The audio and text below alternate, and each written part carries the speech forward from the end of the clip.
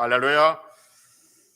지난 시간에는 맥주 감사 주일이었죠. 그래서 감사에 대한 설교를 했는데 성도는 범사에 감사하며 살아야 하는데 감사하는 이유가 있어서 감사로 사는 것이 아니라 성도는 마땅히 하나님께서 범사에 감사하라고 살았기 때문에 그것이 성도의 삶의 규범이 된다라고 말씀을 드렸습니다. 그럼에도 불구하고 맥주 감사 주일이어서 감사해야 할 이유를 세 가지를 시편 136편 23절과 26절에 근거해서 세 가지를 말씀드렸는데 그 첫 번째가 뭐였냐면 우리를 빗질한 가운데서도 기억해 주신 하나님께 감사하자라고 말씀드렸고, 우리를 모든 대적에서 건져 주신 하나님께 감사하자고 말씀드렸고, 그리고 우리 모든 육체에게 먹을 걸 주신 하나님께 감사하자라고 말씀드렸습니다.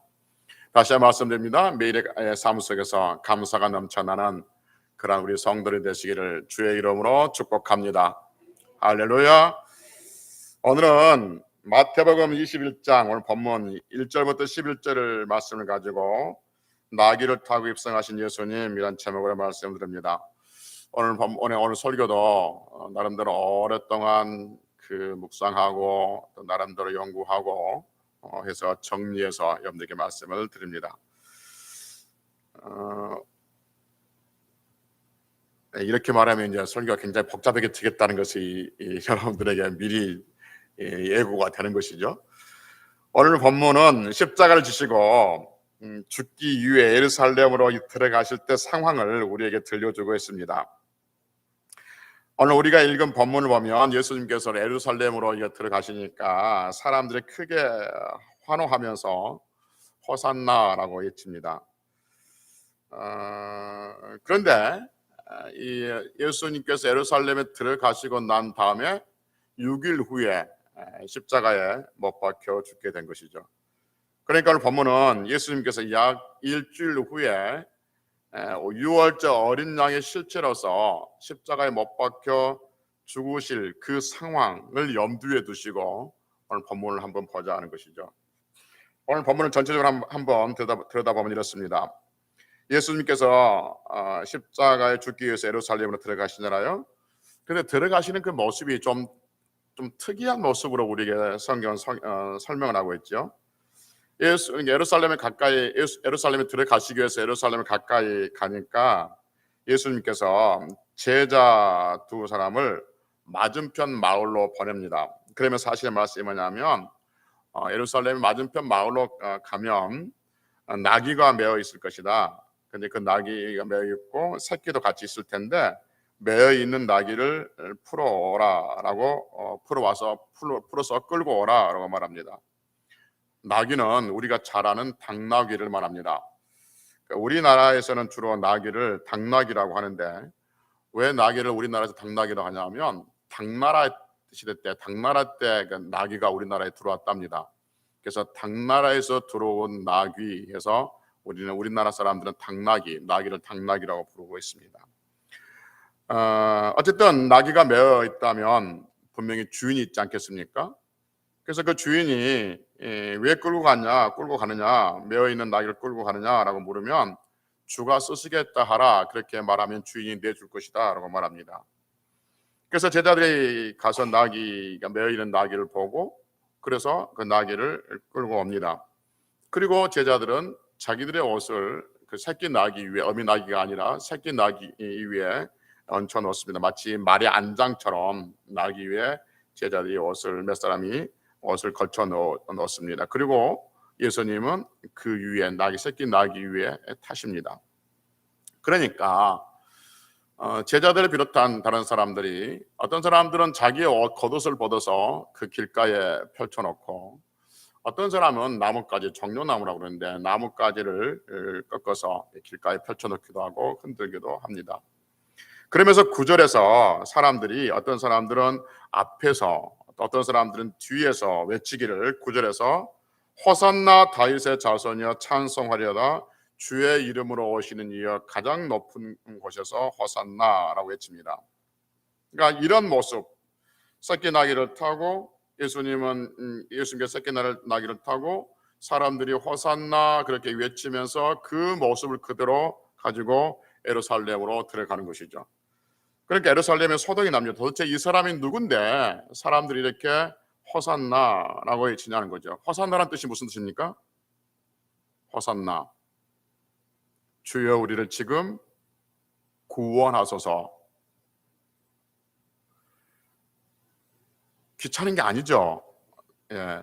호산나가 무슨 뜻이냐면 주여 우리를 구원하소서, 주여 우리를 지금 구원하소서라고 하는 거죠. 도대체 그러니까 사람들이 호산나 호산나라고 외치고 오니까 도대체 이 사람이 누군데 우리를 구원하소서라고 사람들이 외치냐라고 하면서 예루살렘에 소동이 있었다는 거죠. 그래서 사람들이 말하기를 그 사람 갈릴리에서 나오는 선지자 예수다 이렇게 말하고 있습니다. 갈릴리 나사렛에서 나오는 선지자 예수다라고 말했다고 하는 자에게 오는 본문까지의 말씀입니다. 이 본문을 가지고 우리는 나귀를 타고 입성하신 예수님이라는 말씀을 가지고 제목을 가지고 말씀을 전할 텐데 왜 성경은 이 상황을 우리에게 들려줄까 하고 있는 거죠. 왜 그때 당시 예수님께서 새끼 나귀를 타고 예루살렘으로 들어가시는 그 모습을 지금 이 시대에서 울산에 살고 있는 여러분과 저에게 왜 이 말씀을 들려주고 계실까 하는 것이죠. 도대체 예수님께서 어떤 부분, 하나님께서는 예수님의 어떤 부분을 설명하고 싶어서 그때 있었던 그 사건, 그 일을 지금 이 시대에 살고 있는 우리에게 들려줄까 하는 것이죠. 오늘 본문은 마태, 마가, 누가, 요한 사복음서에 동시에 다 기록되어 있습니다. 그 기록되어 있는데 이 사복음서에서 강조하고 있는 게 뭐냐면 예수님께서 새끼 나귀를 타고 예루살렘에 들어가셨다. 그것에 대해서 강조하고 있습니다. 예수님께서 예루살렘에 입성하실 때 멋진 수레를 타신 것도 아니고 승리의 백마를 타고 가신 것도 아니고 나귀, 그것도 새끼 나귀를 타고 들어가십니다. 예루살렘으로 들어가시다 보니까 새끼 나귀가 있어서 나 피곤하니까 저거 타고 가야겠다 그렇게 타고 가는 것이 아니라 의도적으로 마치 새끼 나귀를 타지 않으면 예루살렘에 들어갈 수 없다는 그 의도적으로 사람들을 건너편에 있는 마을로 보내서 새끼 나귀를 끌고 오게 하셨고 그래서 그 새끼 나귀를 타고 예루살렘에 들어가는 모습을 우리에게 보여주고 있습니다. 그러니까 본문에 보면 예수님은 새끼 나귀를 타지 아니하면 예루살렘에 들어갈 수 없는 그런 상황인 거죠. 그래서 예루살렘에 들어가시기 위해서는 반드시 새끼 나귀를 타셔야 한다는 것을 오늘 본문에서 암시하고 있습니다. 왜 그럴까? 왜 예수님께서는 예루살렘에 죽으러 가실 때 새끼 나귀를 타고 들어가셔야 했을까? 한다면 성경이 이미 그렇게 예언하고 있기 때문에 그렇습니다. 성경이 어디에서 예언하고 있냐면 스가랴 9장 9절에서 예언하고 있습니다. 봅시다. 1320페이지 구약성경 1320페이지 스가랴서 9장 9절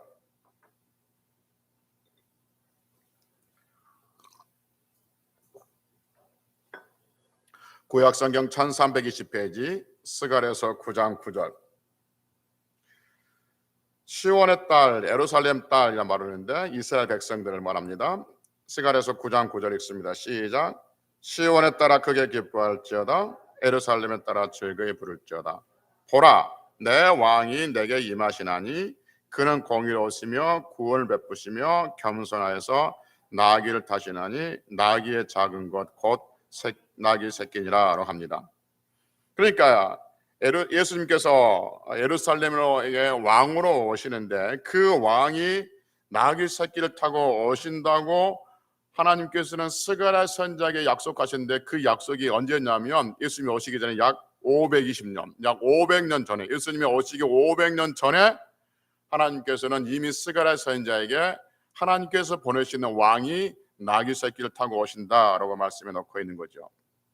그러니까 예수님께서는 왕으로서 하나님 보내시는 왕으로서 예루살렘에 들어가시기 위해서는 반드시 하나님께서 말씀하신 그 말씀을 성취시켜야 되는 것이죠. 그래서 나귀 새끼를 타고 들어가셔야 한다는 것이죠.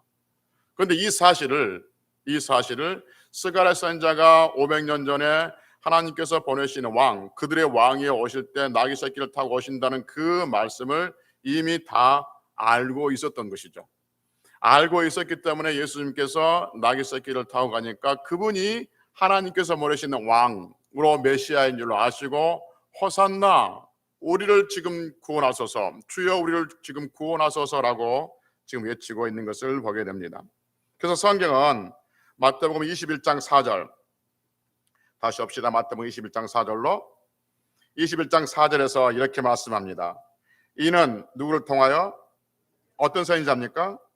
스가랴 선지자를 통하여 하신 말씀을 이루려 하십니다. 이는 뭐냐면 나귀 새끼를 타고 들어가신 이것은 500년, 520년 전에 스가랴 선지자를 통해서 하신 말씀을 이루려 하십니다 라고 말씀하고 있습니다. 그리고 성경은 친절하게 마태복음 21장 5절에서 우리가 아까 봤던 스가랴 9장 9절의 말씀을 확인시켜 주고 있습니다. 그러면 질문으로 들어가서, 왜 예수님은 나귀 새끼를 타고 죽으러 가셔야 했을까? 왜? 다른 것도 아닌데 말도 있고 아니 가만 아니겠죠? 다른 어떤 수레도 있고 다른 것도 타고 갈 수 있을 텐데 왜 하필 나귀 새끼를 타고 가셔야 했을까 하는 겁니다. 그리고 그것이 왜 중요하는데, 무엇이 그렇게 중요하는데 500년 전에 하나님께서는 스가랴 선지자를 통해서 이것을 예언해 놓고 계셨을까 하는 것이죠. 도대체 우리에게 무엇을 가르쳐 주시기 위해서, 하나님께서 무슨 말씀을 하시고 싶어서 이미 500년 전에 스가랴 선지자를 통해서 예수님께서는 나귀 새끼를 타고 예루살렘에 들어가실 것이라고 말씀하셨고 예수님 그것을 지금 행하고 계시는 것인가, 어떤 의미가 있는 것인가 하는 것이죠. 먼저 나귀를 봅시다. 나귀, 성경에서 나귀. 성경에서 나귀는 여러 번 나오죠. 가장 유명한 나귀는 민수기 22장에서 나오는 나귀일 겁니다. 민수기 22장에 보면 나귀가 발람 선지자가 싸우는, 말을 하고 막 싸우는 그러한 장면이 나오기도 합니다. 나귀는 성경에 보면 주로 물건을 이동시키거나 또 사람이 타고 이동하기도 하는 것이죠. 성경에 보면 아브라함도 그렇고 이삭도 그렇고 솔로몬도 그렇고 다윗도 그렇고 나귀를 타고 이동하는 모습을 우리에게 보여주고 있습니다. 어떤 사람은 이 나귀와 그 노새를 혼동해서 설교하는 사람이 있습니다. 나귀와 노새는 다릅니다. 나귀는 말과 소처럼 그 하나의 종입니다. 그런데 노새는 그 말과 당나귀, 나귀와 교접해서 교접해서 나오는 그 동물이 노새예요. 그래서 종과 종이 다른 그 짐승이 이렇게 교접해서 나오는 그 짐승은 후손을 낼 수가 없어요. 굉장히 중요한 게 아니지만 상식적으로 보면, 그러니까 호랑이하고 그 사자하고 이렇게 결합해서 나오는 게 있지 않습니까? 그것은 그것으로 끝나요. 그 다음에 후손을 낼 수가 없어요. 노새도 마찬가지, 후손을 낼 수가 없어요. 제가 왜 이 말씀 드리냐면, 여러분 식물도 마찬가지, 식물도 종과 종을 결합해서 만드는 것은 더 좋고 탐스럽고 맛있는 게 될 수 있지만 그 다음에 낼 수가 없어요. 그래서 씨앗을 심으면 안 나온 경우가 그런 경우들이에요. 그래서 그것이 얼마나 건강에 좋을 건가는 다시 차원의 문제이고, 하여튼 나귀와 이 노새를 막 혼동해서 설교하신 분이 계시는데 다루는 거예요. 성경에서 분명히 나귀라고 우리에게 말해주고 있습니다. 근데 어쨌든 나귀에 대해서 성경은 여러 정보를 주고 있는데 오늘 본문에만 국한시켜서 보면 나귀가 어떤 존재인가를 성경은 마태복음 21장 5절에서 이렇게 말합니다. 21장 5절, 마태복음 21장 5절 볼까요? 같이 읽어봅시다. 시작. 시온의 딸에게 이르기를 내 왕이 내게 임하나니 그는 겸손하여 나귀 곧 멍에 매는 짐승의 새끼를 탔도다 하라 하였느니라 말합니다. 굉장히 중요한 힌트를 우리에게 주고 있는데요. 방금 봤던 5절에서 나귀를 뭐라고 정해놓고 있습니까? 나귀 곧 뭐라고 그래요? 멍에 매는 짐승이죠. 그러니까 성경은 성경 자체에서 나귀를 뭐라고 표현했겠어요? 곧 멍에 매는 짐승이라고 우리가 설명해 주고 있어요. 그러니까 나귀를 성경은 정확하게 딱 집어서 말해주는 게 뭐냐면 나귀, 멍에 매는 짐승이라고 우리에게 지금 소개해 주고 있죠. 멍에가 뭔지 아시죠? 멍해가 뭔지 아십니까? 모르십니까? 이게 모르면 안 되는데, 모르면 다음 설교가 진행이 안 되는데 굉장히 중요한 단어인데, 멍해가 소 일할 때, 소나 말을 일할 때 이게 등에 씌우는 게 있지 않습니까? 그러니까 사람이 제어하기 쉽게 해서 일시키기 위해서 등에다 씌우는 거 멍해. 그걸 멍해라고 그래요. 그럼 여러분, 멍해라고 하면 어떤 느낌이 듭니까? 자유, 평화, 안정, 쉼 이런 느낌이 듭니까? 아니면 고달픔, 무거운 짐, 고난, 힘듦 이런 느낌이 듭니까? 그렇죠. 그렇죠. 그러니까 대답해 주니까 얼마나 좋아요, 여러분. 그러니까 멍해라고 하면 자유나 쉼이나 안정이나 평화, 여유가 느껴지는 것이 아니라, 멍해라고 하면 고달픔, 힘듦, 고통, 무거운 짐 이런 것들이 느껴지고 있습니다. 그러니까 멍에 매는 짐승이라고 했을 때 여러분, 그 짐승이 어떤 짐승이겠습니까? 아주 여유작작하게 평화로운 삶을 누리고 있는 양과 아마 그런 처럼 그런 어떤 초원에서 뛰어노는 그러한 모습입니까? 아니면 무거운 짐을 지고 있는 고달픈 어떤 그 모습이 느껴집니까? 제 고달픈 모습을 느껴주는 것이죠. 그래서 멍에 매는 짐승이 어떤 그림인가를 우리는 임의적으로 상상할 수 있습니다. 그래서 성경에 보면 멍에는 두 가지 의미를 가지고 있어요. 고달픔, 의문과 억압을 상징하고, 또 하나는 멍에는 하나됨, 연결된 하나됨을 상징하고 있습니다. 멍에가 고달픔, 고통, 무거운 짐으로 상징되는 구절들이 성경에 몇 군데 있는데 한두 군데를 보면 나훔서를 봅시다. 나훔서 1장 13절 봅시다. 나훔서 1장 13절. 구약성경 1299페이지 나훔서 1장 13절.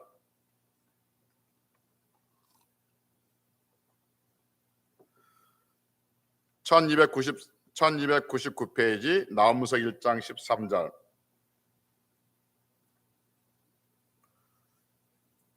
이제 내게 이스라엘 백성들입니다. 같이 읽어봅시다. 시작.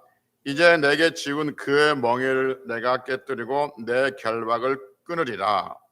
그러니까 하나님께서 이스라엘 백성들에게 지워지고 있는 그 멍에를 깨버리고 결박을 풀어주겠다라고 말씀하고 있는 것이죠. 그래서 멍에는 무거운 짐, 결박하고 있는 것들을 상징하고 있다는 것을 알고 있습니다. 여기뿐만 아니라 성경은 이스라엘 백성들이 멍에를 메고 있다는 것을 선지자들 통해서 여러 번 말씀하고 있는데, 에레미야도, 에스겔도, 호세아도 이스라엘 백성들이 멍에를 메고 있다는 말을 자주 하고 있습니다. 예를 들면 다시 한번 보면 이사야 10장 27절 봅시다. 이사야 10장 27절. 이사야 10장 27절 몇 페이지입니까? 980페이지? 예.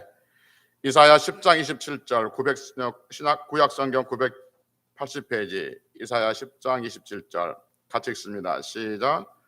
그날에 그의 무거운 짐이 내게 어깨에서 떠나고 그의 멍에가 내 목에서 벗어지되 기름진 가닥의 멍에가 부러지리라 라고 말합니다. 무거운 짐 내 어깨에서 떠난다는 거죠. 그의 멍에가 내 목에서 벗어진다는 게 언제? 그날에, 하나님께서 베푸시는 그날에라는 거죠. 이렇게 멍에는 무거운 짐을 지고 있는 고달픔, 자유가 없는 억압 상태, 누군가에서 조정되고 있는 상태를 멍에를 메고 있는 상태로 묘사하고 있는 거죠. 그래서 이스라엘 백성들은 지금 멍에를 메고 있는 거예요. 그러니까 하나님께서 그것을 풀어주시겠다라고 약속하신 것이죠. 또 하나는 멍에는 하나됨을 상징하고 있습니다. 신약에서도 멍에란 말이 등장하는데 구약에서는 멍에란 말이 고달픔과 억압을 나타내기도 하지만 신약에서는 멍에는 하나됨을 강조할 때 멍에란 말을 사용하겠습니다. 예를 들면 빌립보서 4장 3절에 보면 또 이렇게 말합니다. 참으로 나와 멍에를 같이 한 내게 구하오니 이렇게 말합니다. 그래서 이런 사람들을 도와줘라 라고 말합니다. 바울이 말합니다. 나와 멍에를 같이 하는 그 사람들에게 은혜를 베풀어라 라고 말하는데, 나와 멍에를 같이 했단 말이 무슨 말이에요? 나와 같이 함께 고난했다는 거죠. 하나가 됐다라고 말씀하고 있습니다. 또 하나는 고린도후서 6장 14절에 보면 이런 말씀이 있습니다. 너희는 믿지 않는 자와 멍에를 어떻게 하라? 함께하지 말라라고 말합니다. 믿지 않는 자와 멍에를 함께하지 말라는 말이 무슨 말입니까? 그들과 하나가 되지 말라라고 말씀하고 있는 것이죠. 또 예수님께서 하신 유명한 말씀이 있죠. 마태복음 11장 29절에서 말씀하시기를 나는 온유와 겸손하니 나의 무엇을 메고 멍에를 메고 내게 배우라라고 말합니다. 예수님께서 예수님의 멍에를 메라라고 우리에게 말씀하고 있는 거죠. 그러니까 예수님께서 우리에게 예수님의 멍에를 메자는 것은 예수님과 하나 되자 하는 의미가 거기에 담겨져 있는 거죠. 이렇게 멍에가 고달픔과 억압을 상징하기도 하지만 또 하나는 하나됨을 상징하고 있다는 것이죠. 지금 멍에에 대해서 왜 이렇게 장황하게 설명하냐 하면 나귀가 어떤 존재냐는 거죠. 나귀는 마태복음 21장 5절에 보니까 나귀는 멍에 매는 짐승이라고 말씀해 주고 있는 거죠. 그러니까 나귀는 어떤 존재인가? 나귀는 어떤 존재인가? 무엇인가 억압되어 있는 존재. 그래서 그 억압을 해서 늘 고달픔을 안고 살아가는 존재. 자기의 의지가 아닌 다른 사람의 의지에 의해서 살아갈 수 있는 자유가 없는 그러한 상태가 멍에 매는 짐승의 상태가 되는 것이죠. 여러분, 무엇인가 의해서 억압되어 있고 그리고 늘 고달픔으로 살아가는 그 존재는 누구를 상징할까요? 하나님을 떠나는 사람들을 상징하고 있습니다. 할렐루야. 하나님을 떠난 인간들, 죄로 인해서 사탄에게 억압되어서 죄의 멍에를 메고 그리고 고달프게 사탄에 조종받아서 이 세상 살다가 결국 지옥으로 떨어지는 그 모습이 멍에 매는 짐승의 모습과 같은 것이죠. 그런데 예수님께서 그 멍에 매는 짐승을 타셨어요. 예수님께서 그 멍에 매는 짐승을 타셨다는 것은 하나가 됐다는 의미가 되는 거죠. 그 멍에 매는 짐승과 하나가 되는 거예요. 그렇다면 이제 예수님은 우리에게 걸쳐져 있는 죄의 멍에를 깨부시고 예수님은 예수님의 멍에, 나의 멍에를 메라 했던 것처럼 예수님의 멍에를 우리에게 지워주시고 예수님과 하나가 되게 하신 것이죠. 그래서 멍에가 고달픔과 억압을 상징하고 있지만 하나가 되고 상징하고 있는 거죠. 그래서 예수님께서 나귀 새끼를 타셨다는 것은 그 멍에 매는 짐승을 타셨다는 것은 그 짐승에게 씌워져 있는 그 억압된 것들을 깨버리고 그 멍에를 끊어버리고 결박을 끊어버리고 예수님의 멍에를 여러분과 저에게 씌우셔서 우리를 구원으로 이끌어가 주신 줄로 믿습니다. 그래서 나귀 새끼를 타고 예수님께 예루살렘에 입성하시는 것이 그렇게 중요한 일이었던 거죠. 그래서 하나님은 500년 전에 그렇게 말씀해 두셨고 그 그림을 우리에게 지금 보여주고 있다 하는 것이죠.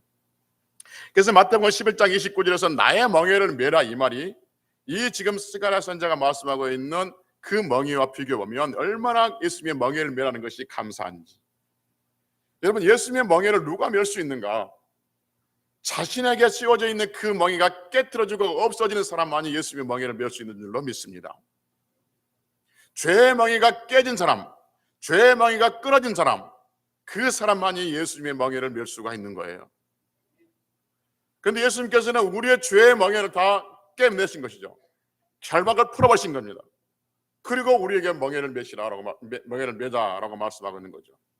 그래서 내게 와서 배우라 라고 지금 우리에게 말씀하고 있습니다. 그래서 지금 이 그림이에요. 예수님께서는 나귀 새끼를 타고 예루살렘에 들어가십니다. 그리고 예루살렘에 들어가셔서 이제 죽으시는데 그 죽으시기로 가는 것은 곧 우리를 구원하시는 것이고 그 구원하신 그 길이 멍에 매는 짐승을 타고 들어가시는 것이죠. 그래서 멍에 매는 짐승을 타고 들어가신 것은 그 짐승에 씌어져 있는 멍에를 깨고 예수님의 멍에를 씌우셔서 그래서 예수님과 그 나귀가 하나가 되어서 예루살렘에 들어가는 그 모습이 바로 이 그림이다라고 성경은 우리에게 설명해 주고 있는 것이죠. 여러분, 예수님께서 멍에 매는 짐승인 나귀를 타고 예루살렘에 들어가신 이유가 뭐라고 했습니까? 부귀 영화를 누리기 위해서 들어가셨습니까? 성공하기 위해서 들어가셨습니까? 아니면 자신의 힘을 과시하기 위해서 들어가셨습니까? 예루살렘에 들어가셔서 일주일 후에 뭐 하신다고요? 죽으신다고 말씀하셨습니다. 그래서 지금 죽으시기 위해서 예루살렘으로 들어가고 계십니다. 그래서 그냥 걸어가도 되시는데 굳이 나귀 새끼를 타고 들어가신 것은 하나님께서 말씀하신 그 말씀을 이루기 위함이고, 조금 전에 얘기했던 것처럼 나귀와 같이 무거운 짐을 지고 있는, 멍에를 메고 있는 그러한 죄인들, 죄에 억눌려 고통의 멍에를 지고 있고, 그래서 사탄에 끌려가고 있는 우리들의 멍에를 깨부시기 위해서 우리에게 멍에를 씌우시고, 그리고 예수님은 죽기 위해서 십자가에 죽으러 가신 것을 보여주고 있습니다. 이 그림, 나귀 새끼를 타고 들어가신 그 그림, 멍에 매는 짐승을 타고 들어가신 그 그림, 그래서 그 짐승에게 매어져 있는 멍에를 깨버리고 예수님의 멍에를 씌워주시기 위해서, 그래서 십자가에 죽으러 가시는 그 그림을 그때 당시 사람이 이해했는지 못했는지 모르지만, 예수님께서 나귀 새끼를 타고 들어가실 때 사람들은 나뭇가지를 흔들면서 소리 지르면서 호산나 다윗의 자손이여 주의 이름으로 오시는 이여 가장 높은 곳에서 호산나 우리를 구원하소서, 우리를 구원하소서라고 외칩니다. 호산나가 무슨 뜻이라고요? 우리를 구원하소서, 주여 우리를 지금 구원하소서라고 말합니다. 그런데 여러분, 지금 예수님께서 예루살렘에 입성하실 때 외쳤던 찬송, 그때 그 현장에서 호산나 호산나라고 외쳤던 그들은 즉흥적으로 그것을 부르는 것이 아니라 이미 성경에서 시편 118편에 기록되어 있는 그 말씀을 그들은 다시 외치고 있는 것을 볼 수 있습니다. 볼까요? 시편 118편 25절 26절, 시편 118편 25절 26절, 구약성경 890페이지, 시편 118편 25절 26절, 890페이지 시작. 여호와여 구하옵나니 이제 구원하소서, 여호와여 우리가 구하옵나니 이제 형통하게 하옵소서. 여호와의 이름으로 오시는 자가 복이 있으며 우리가 여호와의 집에서 너희를 축복하였도다라. 아멘. 25절에서 여호와여 구하옵나니 이제 구원하소서, 여호와여 구하옵나니 이제 구원하소서, 이 말이 무슨 말이에요? 호산나. 여호와여 이제 구원하소서, 이 말, 구하옵나니 우리를 구원하소서, 이 말이 호산나인 거죠. 그러니까 지금 그들이 호산나 다윗의 자손이여 찬송하려다 주의 이름을 오신 이여 가장 높은 곳에서 호산나라고 외치는 그 외침은 즉흥적으로 만들어서 부르는 기도가 아니라, 찬송이 아니라 이미 118편에 있는, 시편의 118편에 있는 말씀을 그들은 외치고 있는 것을 보게 된다는 것이죠.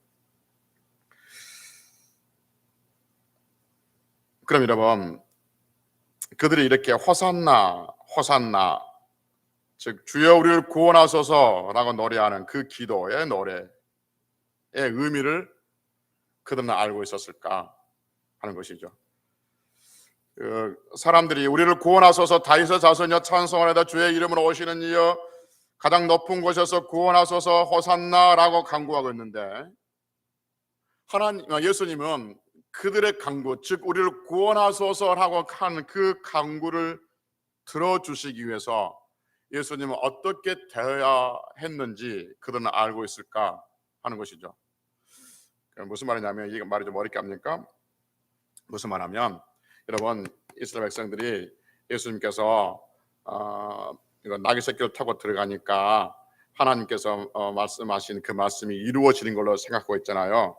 그런데 하나님께서 뭐라고 하냐면, 그들에게, 너희들에게 왕이 임하리니 그 왕이 나귀 새끼를 탄다 그랬단 말이에요. 그러니까 그들은 지금 예수님을 뭘로 보고 있는 거예요? 왕으로 보고 있어서 그들에게 구원하소서 구원하소서라고 예수님께 말하고 있단 말이에요. 그러면 예수님께서 그들을 구원하시기 위해서 6일 후에 어떻게 된다는 것, 즉 죽으신다는 것을 알고 있었을까 모르고 있었을까 하는 거죠. 예수님이 아니 사람들이 모르고 있었을까요? 분위기 봅시다. 분위기. 사람들은 예수님께 호산나 주여 우리를 구원하소서 라고 간구하는데, 그 간구를 들으시기 위해서 예수님은 죽으셔야 된다고, 일주일 후에 죽으셔야, 우리의 기도를 듣기 위해서는, 우리가 지금 예수님께 예수님 우리를 구원하소서 라고 이야기하는데, 우리의 기도를 들으시기 위해서는 그분은 죽으셔야 돼 라는 사실을 그들은 알았을까 몰랐을까? 그러니까 지금 이 분위기를 보면 알았을 것 같습니까? 몰랐을 것 같습니까? 지금 여러분, 분위기. 지금 예수님께서 나귀새끼를 타고 들어가요. 그러니까 제자들이 그 위에 옷을 깔아요. 그래서 예수님이 타세요. 그러니까 사람들이 앞뒤로 서서 호산나 호산나, 주여 우리를 구원하소서, 주의 이름으로 오시는 이여 가장 높은 곳에서 우리를 구원하소서 막 흔든단 말이에요.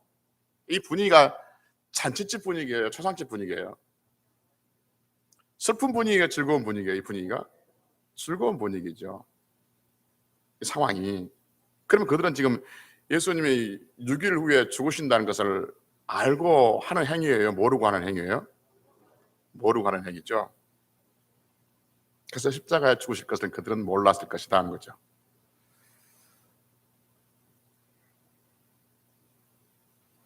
여러분, 늘 말씀드립니다. 제가 지금 그때 그 사람들은 자신을 구원하시기 위해서 예수님이 죽으셔야 한다는 사실을 몰랐을 것이다 라고 말하면서, 왜 몰랐을 것이라고 이야기하냐면 상황적으로 봐서 몰랐을 것이다 라고 말씀드렸습니다. 근데 이 상황은 순전히 제 개인적인 생각이 판단인 것이죠. 그렇죠. 그 상황을 보고 내가 그렇게 판단하는 거예요. 근데 설교자는 개인적인 상황과 판단을 전해주는 사람 아니죠. 설교는 다른 사람들의 감정을 전해주는 건 아닙니다. 설교자는 성경에 있는 그 말씀을 전해주는 것이지 다른 사람들의 감정을 전해주는 사람이 설교자가 아니에요. 설교자는 어떤 상황을 판단해서 이랬을 것이다 라고 자기의 생각과 추측을 전해주는 사람이 아니에요. 아니, 그렇다면 그건 설교하는 것이 아니라 제 생각을 여러분들에게 전하고 있는 것이죠. 그러면 지금 우리가 봤던 것처럼 그들은 그 예수님께서 6일 후에 죽으실 것이라는 것을 몰랐을 것이다 라고 확신하려면, 상황이 그랬으니까 몰랐을 것이다 확신하는 것이 아니라 성경에 정확히 뒷받침이 있어야 되는 거죠. 그 뒷받침의 근거에서 그들은 몰랐다라고 정의를 내려야 되는 것이죠. 그래서 여러분, 성경을 읽고 설교를 들을 때 사람들의 생각을 받고 어떤 다른 사람들의 이야기를 전해 듣는 것이 아니라, 말씀이 정말 그러한가? 지금 저분이 말씀하고 있는 그 말씀의 성경의 근거가 무엇인가를 정확히 뒷받침이 되는 것, 그것만이 우리에게 진리가 되고 아멘이 될 수가 있는 것이죠. 그래서 우리는 지금 그때 당시 사람들은 예수님이 6일 후에 죽으실 것을 몰랐을 것이다, 그래서 그들은 기뻐하는 가운데 소리치며 즐거워했을 것이다 라는 것을 우리는 성경적으로 한번 정말 그랬나? 라고 찾아볼 필요가 있는 것이죠. 그래서 요한복음 12장 14절부터 16절까지 봅시다. 167페이지인데 신약성경 요한복음 12장 14절부터 16절까지. 요한복음 12장 14절부터 16절까지. 요한복음 12장도 예수님께서 예루살렘에 입성하시는 그 말씀을 간단하게 기록해 놓고 있습니다. 14절, 예수는 한 어린 나귀를 보고 타시니 이는 기록된 바 시온에 따라 두려워하지 말라, 보라 너희 왕이 나귀 새끼를 타고 오신다 함과 같더라. 16절 같이 읽습니다. 시작. 제자들은 처음에 이 일을 깨닫지 못하였다가 예수께서 영광을 얻으신 후에야 이것이 예수께 대하여 기록된 것임과 사람들이 예수께 이같이 한 것임이 생각났더라 라고 말합니다. 16절 다시 보면 제자들은 처음에 이 일을 깨닫지 못했다 합니다. 무슨 일을 깨닫지 못했어요? 15절에 있는 그 일, 즉 예수님께서 나귀 새끼를 타고 예루살렘에 들어가고 있는 그 일이, 그것이 무슨 의미인지를 깨닫지 못했다는 거죠. 깨닫지 못했는데 언제 깨달았습니까? 16절 다시 보면 제자들이 처음에 이 일을 깨닫지 못하였다가 예수께서 뭐 하신 후에 영광을 얻으신 후에야 이것이 예수께 대한 기록된 것임과 사람들이 예수께 이같이 한 것임이 생각났더라. 예수님께 영광을 얻은 후에야 그들을 깨달았어요. 죽으러 가시는 길이었구나. 왕으로 오시는 게 아니고 왕으로서 우리를 위해서 죽으러 오셨구나라고 영광을 얻으신 후에 깨달았다는 거죠. 근데 예수님께 영광을 얻으셨다는 것은 무엇을 의미한 거예요? 무엇을 의미하고 있습니까? 십자가에 죽으신 것을 말하고 있는 거죠. 그래서 예수님께서 영광을 얻으신 후에야, 예수님께서 십자가에 죽으신 후에야 왕으로 오신다는 것이 세상에 그런 화려한 왕이 아니라 우리의 왕으로서 우리 모든 백성들을 책임을 지고 십자가에 죽으러 오셨구나, 구원하러 오셨구나. 그래서 우리가 주여 우리를 구원하소서 그 기도를 응답하기 위해서 그분은 죽으셔야 했구나라는 것을 십자가에 죽고 난 다음에야 그들은 깨달았다는 거죠. 그러니까 당시의 사람들은 그들의 기도, 주여 우리를 구원하소서, 호산나, 주여 우리를 구원하소서, 그 기도를 들으시기 위해서 예수님이 마지막 어떻게 해야 한다는 것은 그들은 모르고 있었단 말을 이제 상황적으로 설명해도 괜찮은 것이죠. 왜냐하면 성경이 뒷받침하고 있으니까 그렇다는 것이죠. 근데 그들은 그랬었어요. 그들은 예수님께서 나귀 새끼를 타고 가시니까 나귀 새끼를 타고 가면 스가랴 선지자에게 예언하셨던 그 예언이 우리에게 왕으로 오신 분이 나귀 새끼를 타고 오신다고 하셨는데, 그러면 진짜 그분이 우리를 왕이시구나, 그러면 그분은 우리를 구원하시겠구나, 그래서 왕이신 하나님께 보내시는 왕이시여 우리를 구원하소서라고 하고 있는 것이죠.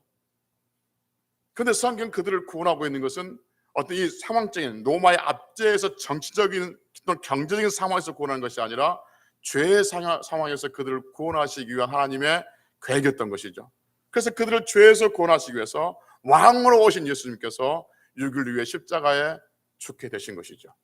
그 사실을 모르고 제자들은, 지금 사람들은 호산나 다윗의 자손이여 우리를 구원하소서라고 말하고 있는 거죠.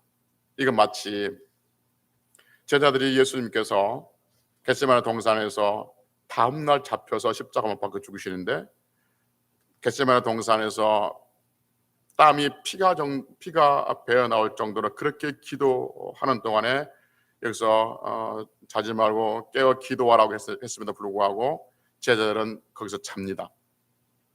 제자들의 자는 이유는 한 가지입니다. 피곤해서도 있었지만 내일 예수님이 죽으신다는 사실을 그들은 알았어요, 몰랐어요? 몰랐어요. 알았으면 그럴 리 없는 거죠.